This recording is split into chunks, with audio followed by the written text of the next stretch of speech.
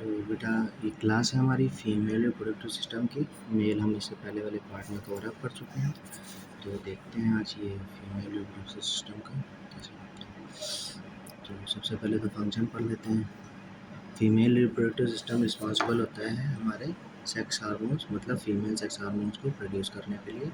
तो दो sex hormones हैं हमारे, एस्ट्रोजन और प्रोजेस्टेरोन। एज इट इज़ वो प्रोड्यूस करता है हमारा फीमेल गैमीट, जिसे हम कहते हैं ओवा या एग। ठीक है। इसके अलावा फीमेल रिप्रोडक्टिव सिस्टम रिस्पॉन्सिबल होगा हमारे डेवलपिंग एम्ब्रियो को सपोर्ट के लिए और उसके प्रोटेक्शन के लिए। As it is new baby के बर्थ के लिए भी हमारा फीमेल रिप्रोडक्टिव सिस्टम ही रिस्पॉन्सिबल होता है। तो देख लेते हैं फीमेल रिप्रोडक्टिव सिस्टम के ऑर्गन्स क्या हैं। हमारा सर्विक्स, वजाइना, ओवरीज, हमारी यूट्राइन ट्यूब्स और यूट्रस, ये मेजर ऑर्गन्स हैं हमारे फीमेल रिप्रोडक्टिव सिस्टम के। तो पहले तो आता है हमारा सर्विक्स। सर्विक्स का देख लीजिए बेटा, ये डायग्राम राइट साइड में बना है।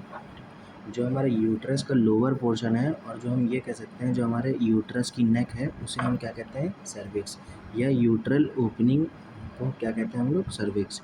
ठीक है। The cervix is lined with the mucus known as a cervical mucus. जो हमारा सर्विक्स है वो म्यूकस से लाइंड होता है, और उसी म्यूकस को हम लोग क्या कहते हैं, सर्वाइकल म्यूकस। तो सर्वाइकल म्यूकस का फंक्शन देख लेते हैं। Cervical mucus provide lubrication and sperm transport during the sexual intercourse. Cervical mucus lubrication provide करेगा, स्पर्म ट्रांसपोर्ट करवाएगा जब सेक्सुअल इंटरकोर्स के टाइम पर। ठीक है। During ovulation secretion of a cervical mucus increases in response to oestrogen. ठीक है। Ovulation के टाइम जब एस्ट्रोजन लेवल हाई होता है, उसकी वजह से सर्वाइकल म्यूकस की सिक्रीशन ज़्यादा होने लगता है, इंक्रीज हो जाता है। But when an egg is ready for fertilization, the mucus then become a thin and slippery, offering a friendly environment to sperm. ठीक है। तो ओव्यूलेशन के बाद जब हमारा एग रिलीज़ हो जाता है और वो रेडी हो जाएगा फर्टिलाइजेशन के लिए, तो वही म्यूकस हमारा कैसा हो जाएगा, थिन और स्लिपरी, जिसकी वजह से हमारे स्पर्म को एक फ्रेंडली इन्वायरमेंट मिल जाएगा फॉर द फर्टिलाइजेशन। ठीक है। फर्टिलाइजेशन एक ऐसी प्रोसेस होती है जब हमारा फीमेल गैमेट और मेल गैमेट आपस में फ्यूज़ होते हैं। ठीक है। ठीक है। At the end of a pregnancy, ठीक है, पार्चुरेशन, जब हमारी प्रेगनेंसी एंड होती है तो उसके लिए हम लोग एक टर्म यूज़ करते हैं, पार्चुरेशन। तो पार्चुरेशन के टाइम वही सर्विक्स एक ऐसे एक्ट करेगा as a passage through which the baby access the uterus into the vagina. वही सर्विक्स बेबी को कम आउट बाहर निकालने के लिए एक पाथवे क्रिएट करता है। ठीक है। The cervical canal expand to the रफली 50 times it's normal width for the passage of baby during the birth. ठीक। वही पार्चुरेशन के टाइम जो हमारी सर्वाइकल कैनाल होती है वो अप्रॉक्सीमेटली 50 टाइम अपने नॉर्मल कंडीशन से बढ़ जाती है। ठीक है। फिर आता है हमारा vagina, the muscular ridged sheath connecting the external genital to the uterus. ठीक है। तो वजाइना हमारा एक्सटर्नल जेनिटिलिया का पार्ट है जो वो कनेक्ट करता है हमारे यूट्रस को। यूट्रस हमारा इंटरनल जेनिटिलिया है और वजाइना हमारा एक्सटर्नल जेनिटिलिया है। ठीक है। The function as a two way street accepting the penis and sperm during the intercourse. ठीक है। ये as a two way street की तरह काम करता है, जो पेनिस को भी एक्सेप्ट करेगा और स्पर्म को भी एक्सेप्ट करेगा ड्यूरिंग द सेक्सुअल इंटरकोर्स। ठीक है। Serving as the avenue of birth through which the new baby enters the world. ये भी एक तरह का एवेन्यू को मतलब बेटा प्रस्थान है ना। तो जो भी बच्चा हमारा जब फीमेल रिप्रोडक्टिव सिस्टम से पैदा होता है तो ये भी वजाइना का भी एक बहुत बड़ा रोल होता है ना। सर्विक्स तो ठीक है, सर्विक्स एक्सपेंड करता है 50 टाइम्स, बट लास्ट में तो एक्सटर्नल निकलेगा ना, एक्सटर्नल जेनिटिलिया का पार्ट आएगा। तो वजाइना भी बहुत बड़ा रोल वो करता है न्यू बेबी को कम आउट करने के लिए। ठीक है। एक्सटर्नल जेनिटिलिया का पार्ट क्या है, vulva which run from the pubic area downward to the rectum. ठीक है।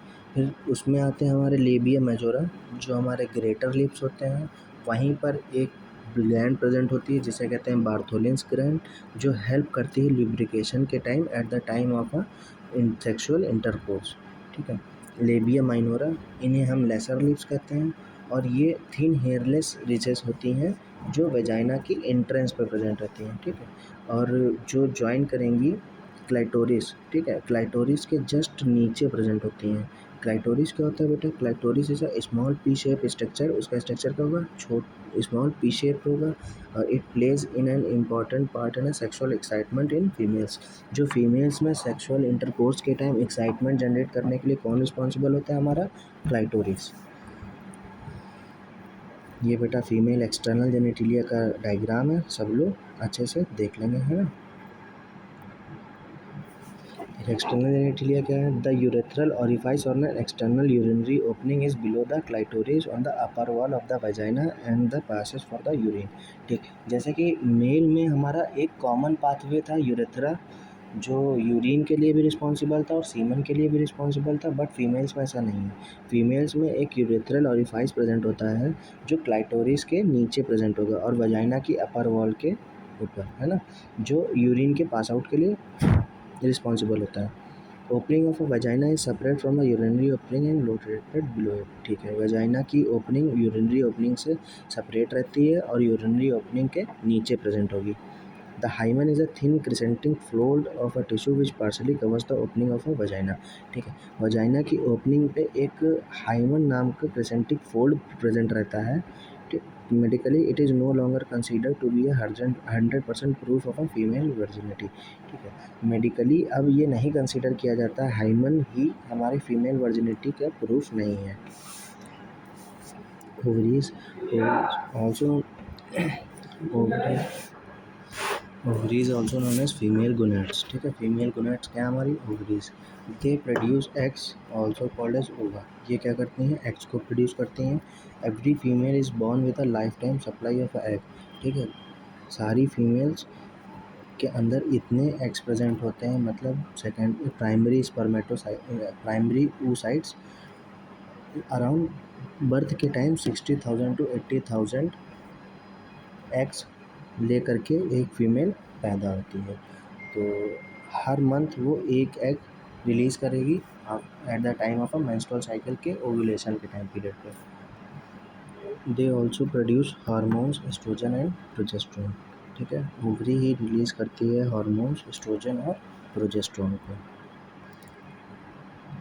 ठीक। ये ओवरी का पार्ट्स पढ़ लेते हैं। Fallopian tube stretch from the uterus to the ovary and measure about the 8 to 13 centimeter in length, ठीक है। ये यूट्रस से ओवरी तक फैलोपियन ट्यूब प्रेजेंट रहती है, जिसकी लेंथ हमारी होती है 8 to 13 centimetre long. The end of a fallopian tube lying next to the ovaries feather into called as fimbriae, ठीक है। जो फैलोपियन ट्यूब का एक एंड होता है वो ओवरी से कनेक्ट रहता है by the feather like structure, जिन्हें कहते हैं हम लोग फिम्बरे। Millions of a tiny hair-like cilia line the fimbriae anterior of a fallopian tube, ठीक है। Millions of tiny hair like cilia present रहते हैं फिम्बरे में, जो कहाँ रहेंगे? इंटीरियरी साइड रहते हैं फेलोपियन ट्यूब के, मतलब ओवरी के साइड प्रेजेंट रहता है।